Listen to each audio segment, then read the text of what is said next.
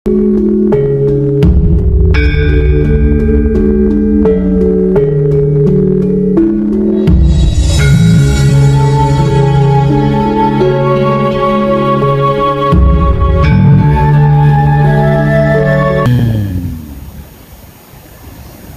kadang dan para sedulur kinasiku sekalian,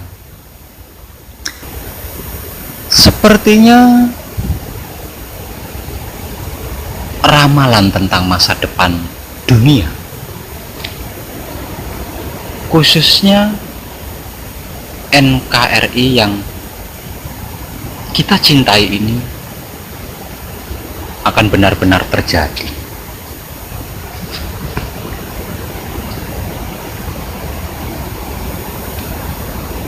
Munculnya para indigo baru yang memprediksi tentang kejadian akan datang mengenai dunia, khususnya NKRI yang kita cintai ini,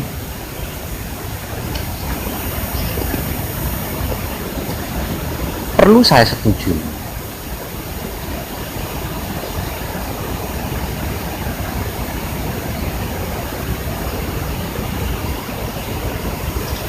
Namun kejadiannya itu tidak seperti yang paranormal ramalkan atau yang para indigo itu ramalkan. Kejadiannya jauh lebih mengerikan. Kenapa saya katakan kejadiannya jauh lebih mengerikan? Karena apa yang akan terjadi itu bukan merupakan perang dunia ketiga atau perang dunia keempat atau perang dunia kelima dan bla bla lainnya, bukan. Apa yang akan terjadi adalah pembersihan. Bahwasannya kalau dunia ini diibaratkan sebuah taman sorga, sudah waktunya dunia ini dibersihkan dari sampah-sampah kotoran yang mengganggu pemandangan, yang mengganggu lingkungan, yang mengganggu kenyamanan, yang mengganggu keamanan, yang mengganggu keindahan dari taman tersebut. Dan kejadiannya sungguh amat sangat mengerikan, jauh lebih mengerikan dibanding perang terbesar sekalipun yang pernah terjadi di sepanjang sejarah dunia. Bagaimana tidak? Saya kasih gambaran sedikit.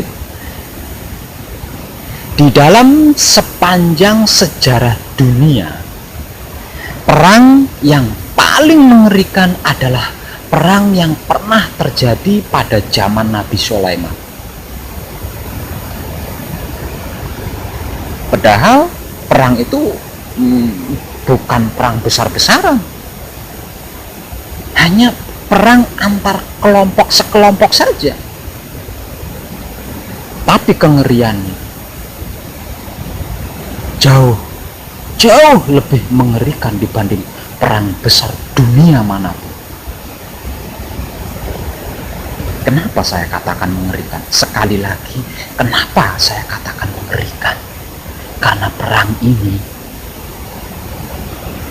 bukan perang antar suku, bukan perang antar bangsa, bukan perang antar negara, memperebutkan wanita, memperebutkan kekayaan, memperebutkan aset, memperebutkan harga diri, atau memperebutkan harta benda, atau memperebutkan kekuasaan. Bukan.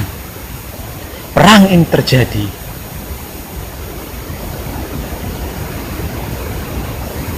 bukan karena alasan semua itu, melainkan karena sampah yang harus disapu, dimasukkan ke tong sampah, lalu dibawa ke tempat pembuangan sampah terakhir, lalu di sana akan dimusnahkan. Seperti itulah perang. Kronologi perangnya seperti apa? Kronologi perangnya itu bukan perang antar suku, antar bangsa, antar negara dan bla bla, bukan, tapi perang antar saudara.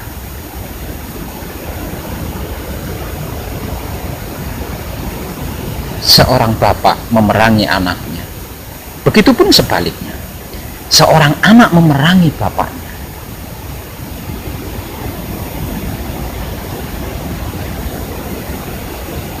Seorang bapak menggagahi anak gadisnya. Seorang anak laki-laki menggagahi ibu kandungnya.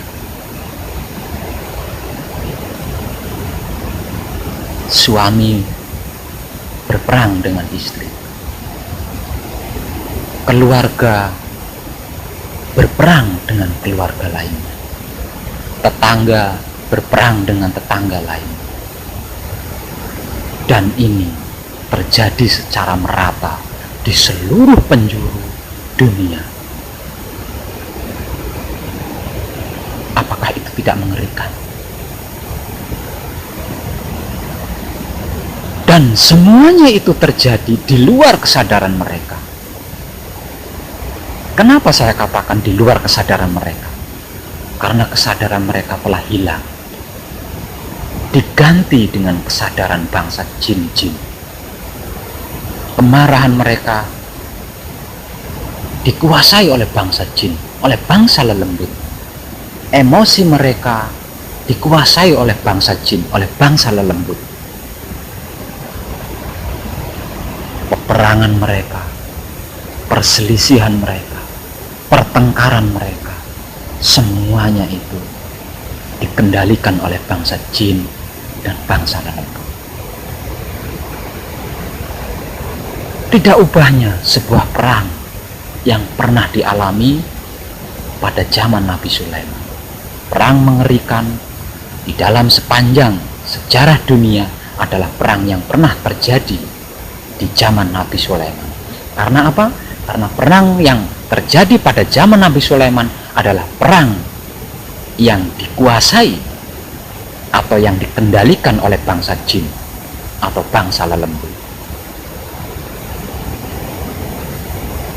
Karena apapun yang dilakukannya bukan atas kehendaknya sendiri, bukan karena kesadarannya sendiri, melainkan kehendak bangsa jin, melainkan karena kesadaran bangsa jin, maka tidak ada istilah cinta kasih sayang, tidak ada istilah tidak tega, tidak ada istilah kasihan. Semuanya terjadi secara membabi buta.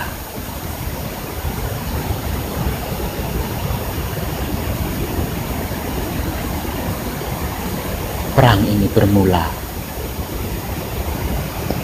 di tanah Pulau Jawa yang kita cintai ini, para kadang, juga para sedulurku.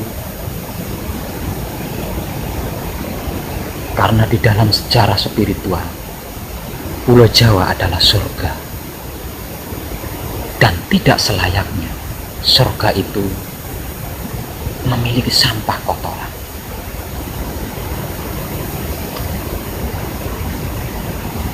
Sampah atau kotoran yang dimaksud itu sebenarnya apa? Sampah kotoran yang dimaksud dan yang akan dibersihkan oleh Dat Maha Suci agar tidak mengotori lagi surga, tidak lagi merusak pemandangan, adalah saudara-saudara kita yang tidak mau bertobat, yang tidak ingin bertobat, yang tidak mau beriman, dan yang tidak ingin beriman hanya kepada Dat Maha Suci itu. Sekalipun ribuan ilmu pengertian dan pemahaman yang menjelaskan bahwa Dat Maha Suci itu Esa, bahwa Dat Maha Suci itu maha segalanya, tetap ada keraguan di dalam diri mereka, tetap ada ketakutan di dalam diri mereka, sehingganya mereka enggan, bahkan tidak mau bertobat kepada Dat Maha Suci, bahkan tidak mau beriman kepada Dat Maha Suci. Padahal mereka hafal, padahal mereka tahu, padahal mereka mengerti, padahal mereka paham bahwa semua dan segalanya itu berasal dari Dat Maha Suci, bahwa semua dan segalanya itu milik Dat Maha Suci, dan semua segalanya itu akan kembali kepada Dat Maha Suci. Namun mereka enggan bertobat kepada Dat Maha Suci. Mereka enggan beriman kepada Dat Maha Suci. Bahkan mereka tidak mau kembali kepada Dat Maha Suci. Yang mereka kejar hanyalah pahala. Yang mereka kejar hanyalah sorga. Mereka mengejar lagi pahala, mengejar lagi sorga, mengharap lagi pahala, mengharap lagi sorga, tanpa sadar bahwa semuanya itu pada akhirnya akan hancur, akan musnah.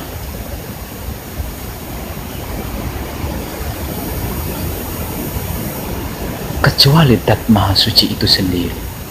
Karena Dat Maha Suci adalah asal usul segalanya, permulaan segalanya, nenek moyang segalanya, bibit dari segalanya.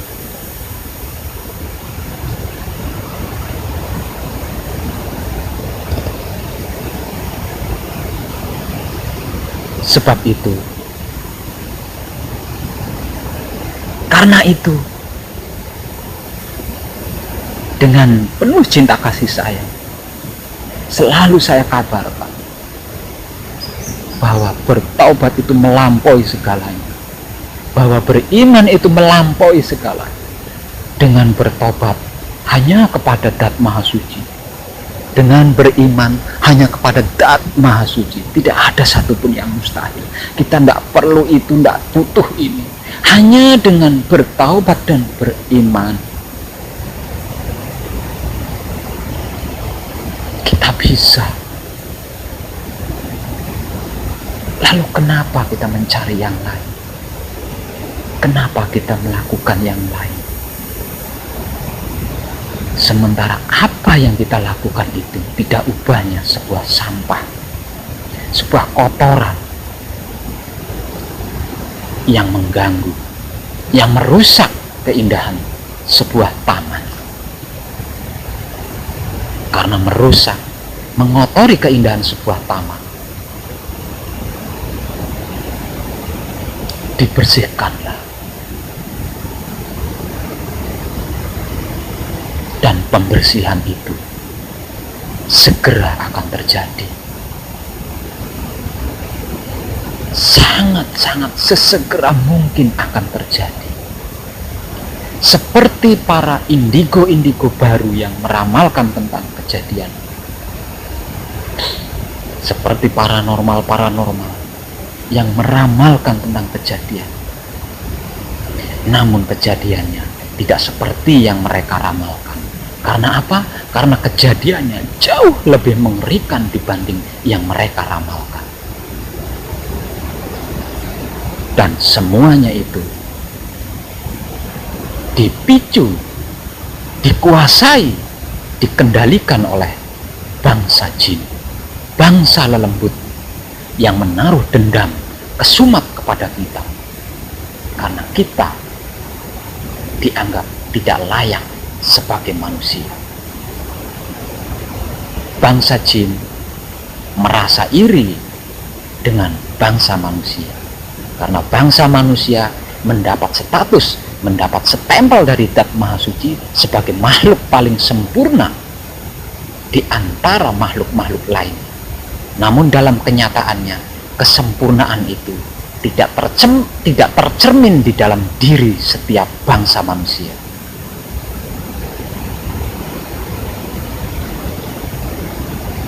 Di situ letak salah satu protes dan irinya bangsa jin terhadap kita. Para kadang dan para sedulur kinasihku sekalian tahu,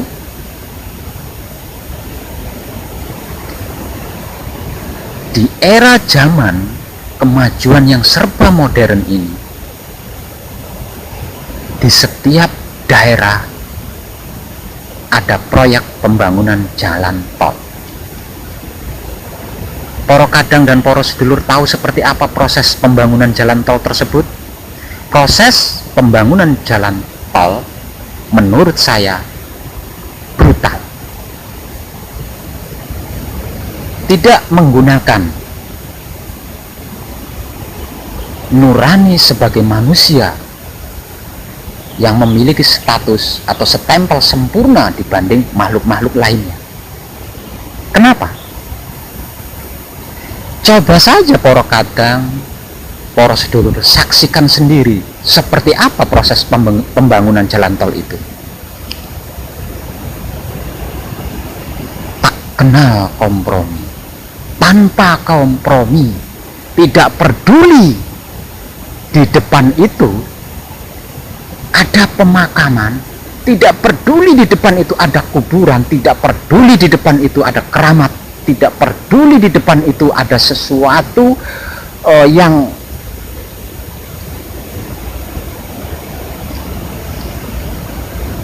bahkan tidak peduli bahwa di depan itu ada cagar budaya. Jika jalur akses jalan tol harus melalui itu, tidak peduli itu rumah manusia, tidak peduli itu kuburan, tidak peduli itu keramat, pasti akan dihancurkan, pasti akan disingkirkan.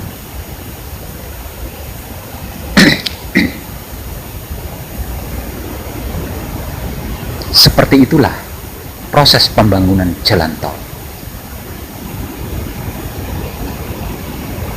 Kalau pemukiman warga manusia, kalau rumahnya bangsa manusia, dengan basa-basi ada ganti rugi.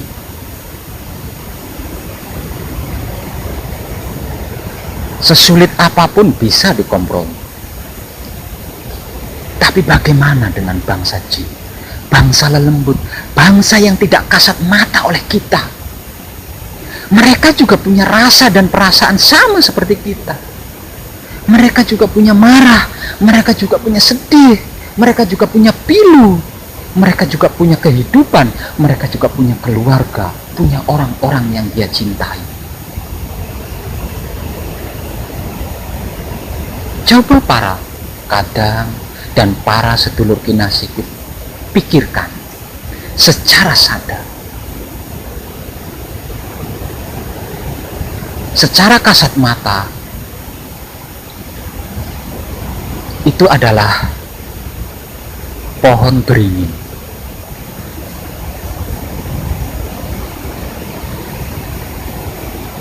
Tapi di luar kasat mata, pohon beringin itu adalah sebuah rumah. Bagi bangsa jin, bangsa lelembut yang tidak kasat mata oleh kita, itu adalah sebuah bangunan rumah yang dimana di dalamnya terdapat perabotan-perabotan keluarga. Di dalamnya ada kehidupan seorang suami istri berserta anak-anaknya yang bahagia, yang lucu-lucu. Bahkan mungkin di dalam rumah itu mereka memiliki kakek jompo yang sedang sakit. atau mungkin istri mereka sedang hamil dan hendak melahirkan. Kemudian rumah itu digusur, dibongkar, dihancurkan, diluluh lantakkan. Coba Anda pikir, mereka yang mampu berlari mungkin akan berlari untuk menghindari reruntuhan tersebut. Tapi bagaimana dengan kakek mereka yang sudah jompo, sedang sakit pula? Tapi bagaimana dengan istri-istri mereka yang sedang berjihad melahirkan anak mereka? Mereka tidak bisa menghindari reruntuhan itu. Dengan enjoynya, dengan sukacitanya mereka menghancurkan, meluluh lantahkan, dan runtuhan-runtuhan itu menimpa mereka-mereka yang sedang sakit, menimpa mereka-mereka yang sedang jompo.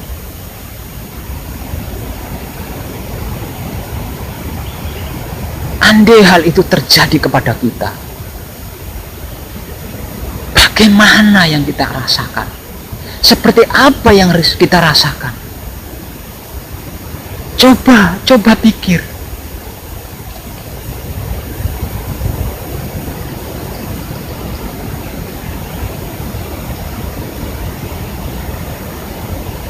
Secara kasat mata, kita melihatnya sebuah kuburan. Secara kasat mata, kita melihatnya sebuah candi. Secara kasat mata, kita melihatnya sebuah batu keramat.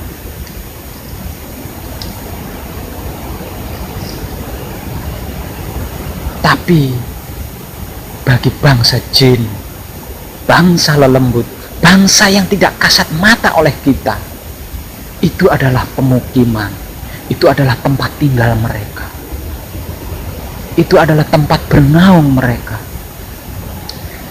yang dimana di dalamnya terdapat keluarga yang mereka cintai, kehidupan yang mereka rasakan damai, nyaman. Ada anak-anak di dalamnya, ada orang sakit di dalamnya, ada ibu hamil di dalamnya, bahkan ada ibu-ibu yang sedang melahirkan di dalamnya.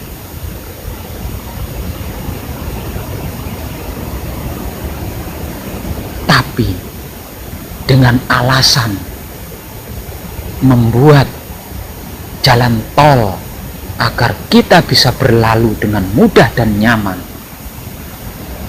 kita menghancurkan tempat tinggal mereka, kita menghancurkan keluarga mereka, kita membunuh keluarga mereka.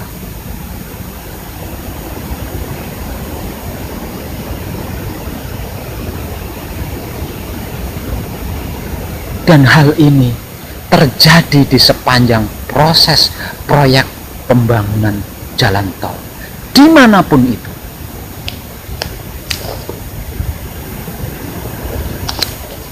Inilah salah satu alasan bangsa jin membalas dendam kepada kita.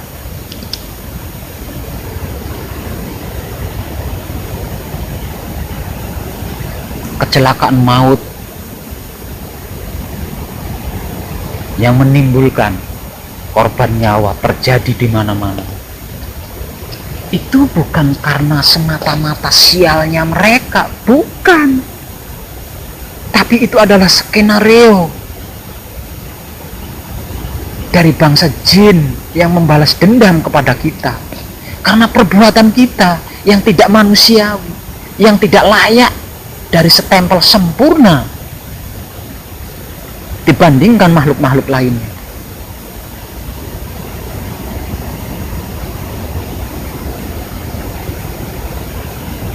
Sesegera mungkin mereka akan membalas dendam kepada kita. Sebab itu saya katakan,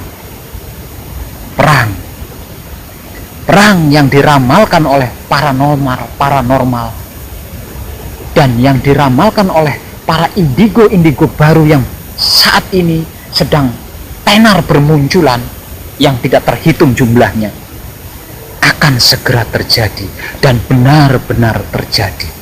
Namun kejadiannya tidak seperti yang mereka ramalkan, sebab kejadiannya jauh lebih mengerikan dibanding ramalan mereka. Dan bentuk kengeriannya seperti yang sudah saya katakan tadi.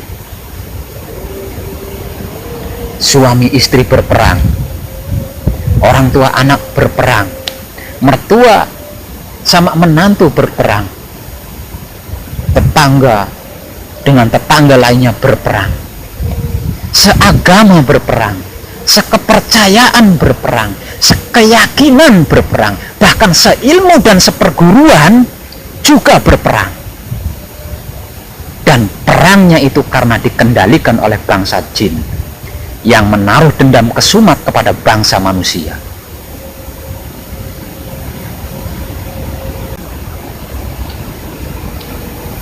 Perang pembersihan yang amat sangat mengerikan ini tidak akan bisa dicegah. Artinya benar-benar akan terjadi dan sudah terjadi.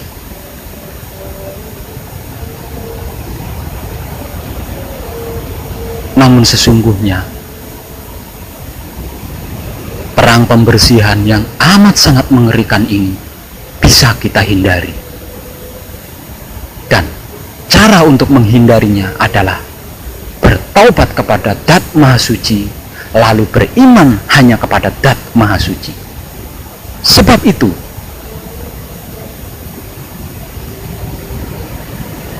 tanpa menyerah, apapun kendala dan rintangan serta kesulitannya, saya selalu mengabarkan tentang taubat dan iman, mengabarkan tentang mukjizat bertaubat dan beriman kepada Dat Maha Suci. Karena hanya dengan bertaubat dan beriman kepada Dat Maha Suci, kita bisa terhindar dari peperangan pembersihan yang amat sangat mengerikan itu. Saya dari keluarga besar, maksudnya saya memiliki banyak saudara, banyak keluarga. Saya ingin seluruh keluarga saya, bahkan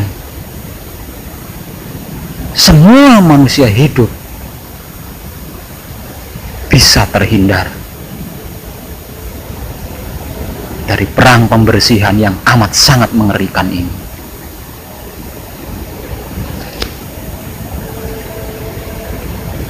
Karena saya tahu pada hakikatnya manusia berasal sama, berkeadaan sama, dan bertujuan sama, yaitu Dat Maha Suci.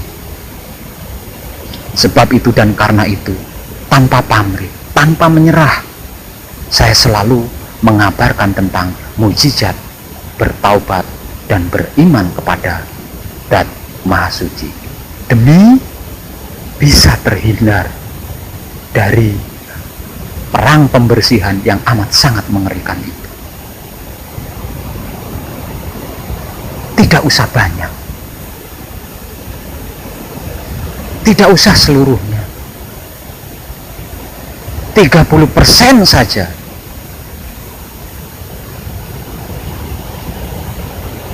Bangsa manusia bertobat kepada Dat Maha Suci dan beriman kepada Dat Maha Suci,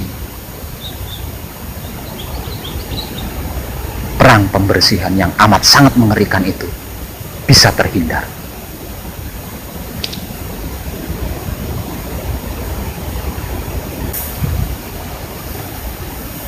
Para kadang juga para sedulur kinasiku sekalian, ketahuilah ada ribuan, bahkan jutaan bangsa jin yang menjadi korban penggusuran pembangunan jalan tol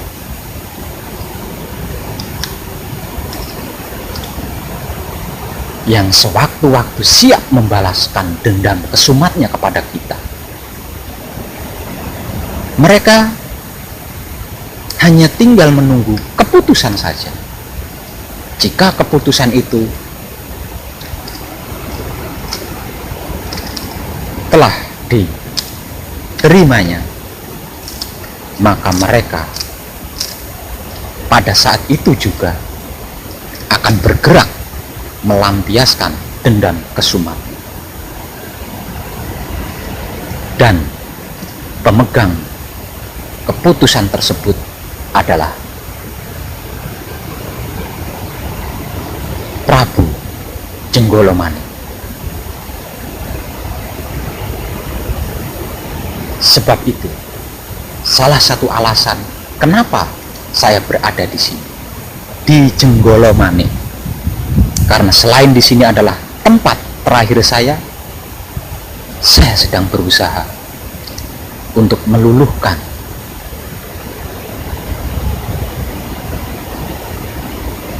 untuk bernegosiasi dengan Sang Prabu Jenggolomane untuk tidak mengeluarkan surat keputusan itu terlebih dulu, supaya saya memiliki kesempatan waktu untuk mengabarkan tentang mukjizat bertaubat dan beriman hanya kepada Zat Maha Suci Allah,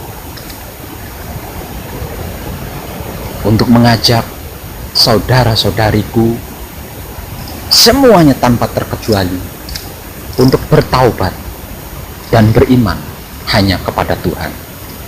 Karena hanya dengan bertaubat dan beriman kepada Zat Maha Suci Tuhan atau Allah, perang pembersihan ini bisa dihindari. Sementara bangsa jin yang jumlahnya ribuan tersebut menunggu keputusan dari Sang Prabu Jenggolomane. Sebagian mereka berkumpul di Gunung Galunggung, Bandung. Sebagian mereka berkumpul di Gunung Ciremai, Cirebon. Sebagian mereka berkumpul di Gunung Slamet, Purwokerto. Sebagian mereka berkumpul di Gunung Sundoro, Temanggung. Sebagian mereka berkumpul di Gunung Merapi, Solotigo. Sebagian mereka berkumpul di Gunung Merbabu. Sebagian mereka berkumpul di Gunung Kelub, Blitar. Sebagian mereka berkumpul di Gunung Raung, Banyuwangi. Jika surat keputusan itu telah keluar, mereka akan bersatu lalu bergerak melampiaskan dendam kesumatnya kepada bangsa manusia. Sementara para jin yang tidak sabar menunggu surat keputusan itu, mereka sudah mulai beraksi di jalan-jalan, di suatu tempat-tempat yang mereka yakini, yang mereka percayai bisa untuk dijadikan tempat pelampiasan dendam, seperti mencelakai para pengendara kendaraan, mulai dari motor, mobil, bahkan sampai ke kereta api. Apakah itu tidak mengerikan?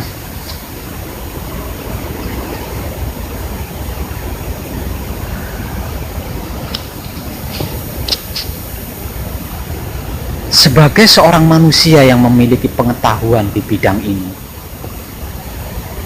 saya ingin berpesan. Saya ingin berpesan khusus untuk para pekerja jalan tol. Entah apa namanya, mandor atau pemborongnya atau apanya. Yang penting semua yang terlibat di dalam pembangunan jalan tol, khususnya yang ngeker-ngeker jalan itu, yang ngukur-ngukur jalan itu, gunakan nurani Anda, Gunakan pikiran Anda, gunakan hati Anda sebagai manusia yang memiliki stempel sempurna dibanding makhluk-makhluk lainnya. Jangan asal melakukan.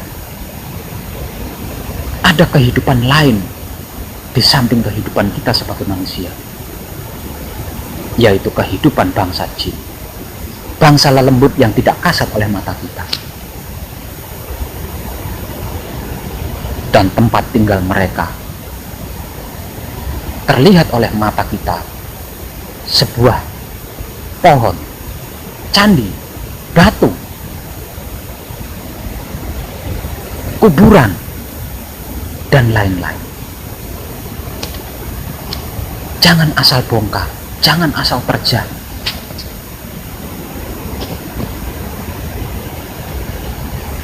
Lakukanlah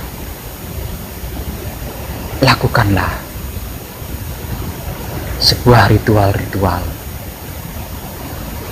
yang sesuai dengan adat setempat untuk bermohon kepada mereka yang tidak terlihat oleh mata kita, untuk permisi kepada mereka yang tidak terlihat oleh mata kita, agar mereka bisa mempersiapkan diri terlebih dahulu, sehingganya sebelum tempat tinggal mereka dibongkar, mereka sudah pergi, tidak sedang dalam tempat tinggal mereka, sehingga tidak mengalami kerugian, tidak mengalami kecelakaan, bahkan tidak mengalami kematian. Mereka juga punya perasaan sama seperti kita. Mereka juga punya rasa sama seperti kita. Mereka juga punya pikiran, punya hati seperti kita. Kalau bangsa manusia, mungkin ada yang susah dikompromi, tapi tidak dengan bangsa jin. Jika tempat tinggal mereka benar-benar mengganggu sikon kita, mereka punya pengertian, mereka mau meninggalkan tempat itu, mereka bersedia berpindah dari tempat itu, asalkan ada bahasa hati kita untuk mereka. Saya ulangi, untukmu sekalian yang terlibat di dalam proses pembangunan jalan tol, lakukanlah ritual-ritual yang disesuaikan dengan adat setempat. Bermohonlah izin kepada sesepuh setempat atau tetua setempat.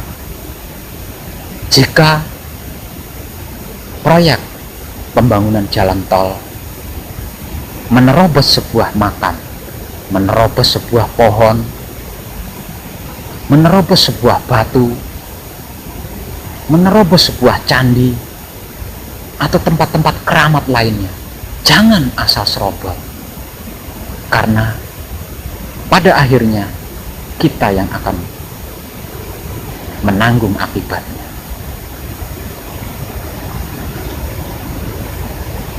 Poro kadang juga poro sedulur kinasiku sekalian, mungkin hanya itu informasi yang bisa saya bagikan secara umum. Selebihnya mohon maafkan, karena kehidupan di dunia ini memiliki aturan dan batasan, jadi saya tidak bisa melanggarnya. Sehingganya hanya bagian yang umum-umum saja, yang layak-layak saja, yang pantas-pantas saja yang bisa saya bagikan secara umum. Selebihnya, jika Anda sudah bertobat dan beriman hanya kepada Dat Maha Suci, pasti Anda juga memiliki pengetahuan seperti apa yang saya ketahui.